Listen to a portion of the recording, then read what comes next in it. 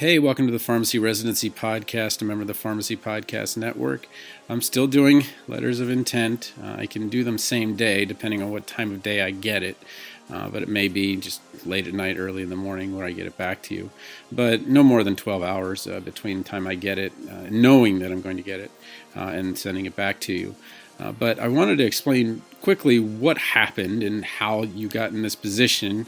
And it's called the illusion of explanatory depth, where a person believes they understand something better than they do until they have to explain it to someone else in detail. And the thing is that I understand that if you for example, want to explain a bicycle to someone or a microwave to someone, it's actually not the easiest thing to do. You're like, well, I can ride a bike and I can use a microwave, but I can't necessarily tell you how it exactly works and how the physics of it works. And the same thing is true with the letter of intent, where you're like, I'm just writing a 1 to 2 page paper about myself. But there are questions in many cases that you have to answer, guidelines you have to stick within, 1-inch margins, no smaller than 11-point font, making sure that you answer why this residency site, why you want to do a residency, what you want to do in the future, and so forth. And I've just seen it so many times. It's relatively straightforward for me to do it. It's not easy, but it's certainly something that I've done a number of times. And as someone who taught sophomore English, I had 48 students and I graded 300 papers every semester. So I've seen most everything and I know how to fix it, and I know how to fix it quickly. So I can turn it around quickly. And again, I just don't beat yourself up. Just, reach out to me if you need my help. I can do it.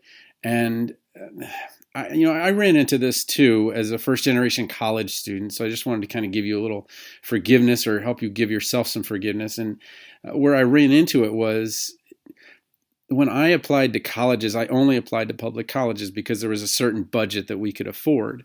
So every single application or every single private school that sent me a letter about going to college there, I threw away. And this is back before recycling.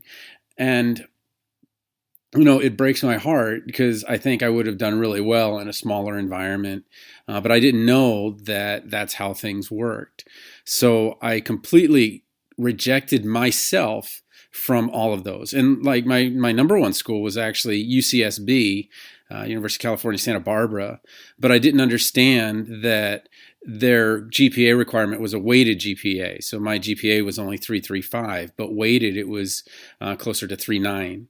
And I would have been able to go there, and I didn't know that at the time, and so I rejected myself from there. I didn't get into Virginia because I was 4 miles on the wrong side of the Potomac River in Maryland, and so I ended up filling out this $15 application to Gainesville, and like, all right, well, we'll see if it works. And then, I went down there, and my dad actually advocated for me and said, hey, the kid's got the SAT scores. He didn't have the GPA because he took all these AP and honors classes.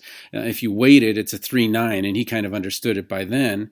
And then they got me into honors. But why that was important was if you were in honors, you automatically got an out-of-state tuition waiver for 2 years. So the reason I paid $900 a year for college for my first 2 years of college was because as a team, my father and I, he had never gone to college, and I, as a first generation college student, kind of, worked together in a way, and just kept at it. And so that's why I'm sitting here telling you on New Year's Eve, I can still help you.